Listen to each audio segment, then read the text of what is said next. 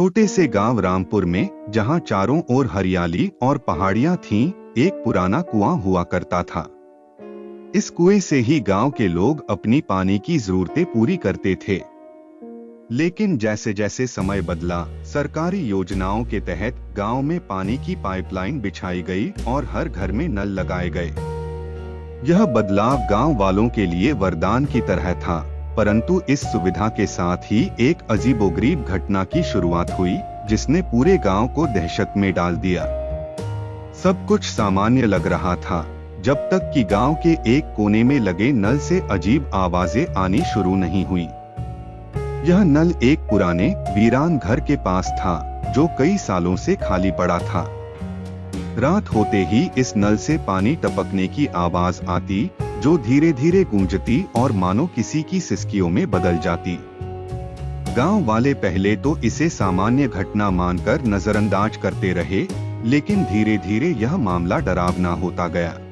एक रात रमेश, जो गांव का सबसे साहसी व्यक्ति माना जाता था, ने अपने दोस्तों से कहा कि वह इस रहस्य का पता लगाएगा। रात के समय रमेश उस नल के पास गया। जैसे ही उसने नल को घुमाया, ठंडा पानी बहने लगा, लेकिन उसके साथ ही उसे किसी के रोने की आवाज सुनाई दी। उसने इधर उधर देखा, पर वहां कोई नहीं था। तभी अचानक नल से पानी की जगह लाल रंग का तरल बहने लगा। रमेश के होश उड़ गए और वह चिल्लाते हुए गांव की ओर भागा। अजीब दास्तान।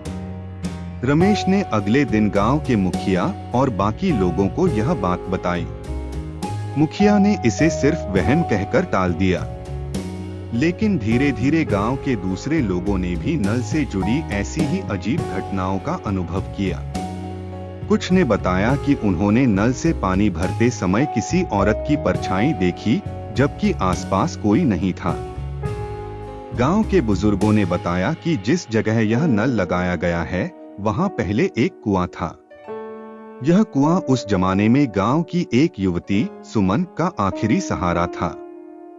सुमन गांव के जमींदार के यहाँ काम करती थी और जमींदार की नीयत उस पर खराब थी।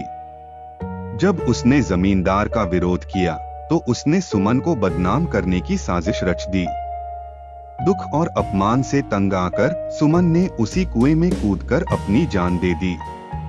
कुआं बाद में भर दिया गया और उस जगह पर नल लगा दिया गया। लेकिन कहते हैं कि सुमन की आत्मा को कभी शांति नहीं मिली। वह अब भी अपने साथ हुए अन्याय का बदला लेने के लिए भटक रही थी। गांव वालों ने पंडित को बुलाकर पूजा पाठ कराया।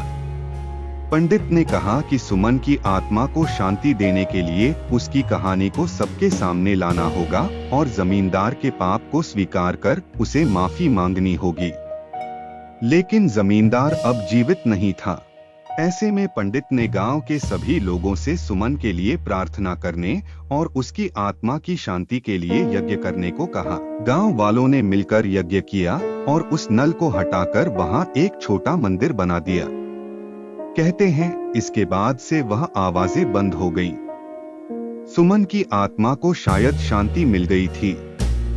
रामपुर गांव में आज भी यह कहानी सुनाई जाती है। यह घटना लोगों को यह सिखाती है कि किसी के साथ अन्याय करने से उसकी पीड़ा कभी समाप्त नहीं होती और हर कर्म का फल अवश्य मिलता है।